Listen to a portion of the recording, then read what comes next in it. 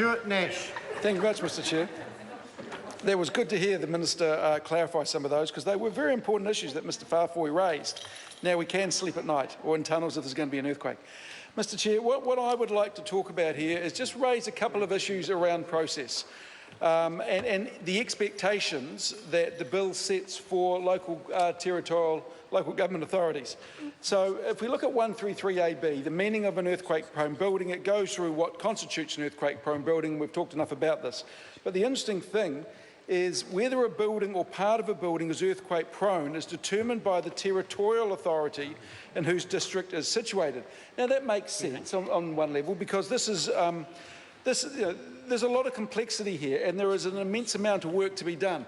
And let's make an assumption, which I think is probably reasonably true, that a territorial authority has the greatest ability not the greatest ability to determine whether a building in its own district is earthquake prone or not, or whether it could be. So it knows its district better than anyone else, so why not put the compliance back on that?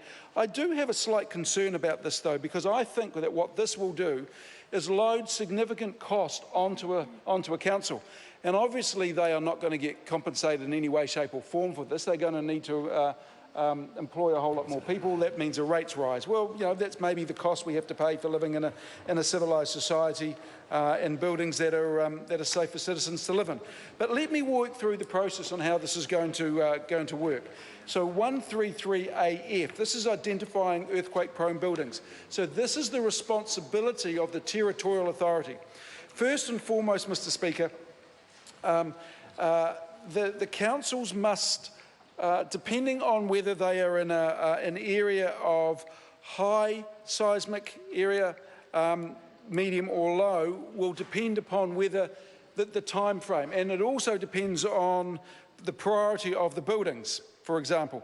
So what has to happen until the end of the applicable time frame, and I'll get to that in a minute, that's 133AF2, the territorial authority must report to the Chief Executive on the progress in terms of identifying buildings or parts of buildings within its district.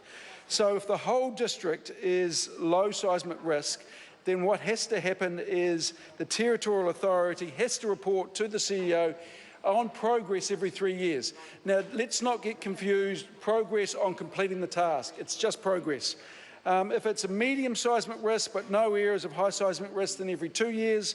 And if the district includes an area of high seismic risk, then the territorial authority must report to the CEO every year. But this is now, and this next clause, Mr Chair, is interesting because I'm not too sure why it was put there. It says at the end of the applicable time frame, a territorial authority may, if it has reason to suspect that a building or part of a building in its district may be earthquake prone, identify the building or part as potentially earthquake prone, whether or not by reference to the earthquake prone buildings methodology. So what this is, Mr Chair, is a clause that has been inserted that if a council or territorial authority believes that a building may be prone, it can actually require an owner to undertake a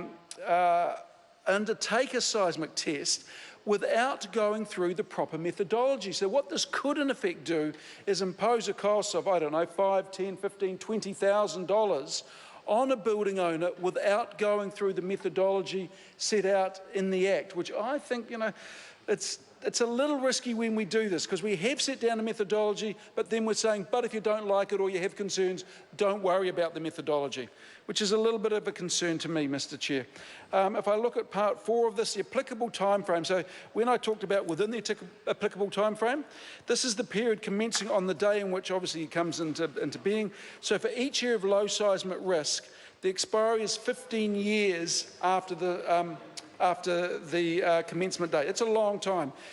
For an area of medium seismic risk, it's 5 years for priority buildings, 10 years for other buildings. An area of high seismic risk, 2 years, 6 months for priority buildings, and 5 years for other buildings. And we have talked about, excuse me, the definition between priority buildings and other buildings. So if in an area of a high seismic risk, and let's take Wellington, for example, it's a big city. I'm assuming there are a lot of buildings here. that are classed as priority, and a substantial amount of buildings that are priority buildings. And the council has probably started this process anyway. But they have 2 years, Mr Chair. Sorry, I'm going to call Reno Terracartney. Thank you, Mr Chair.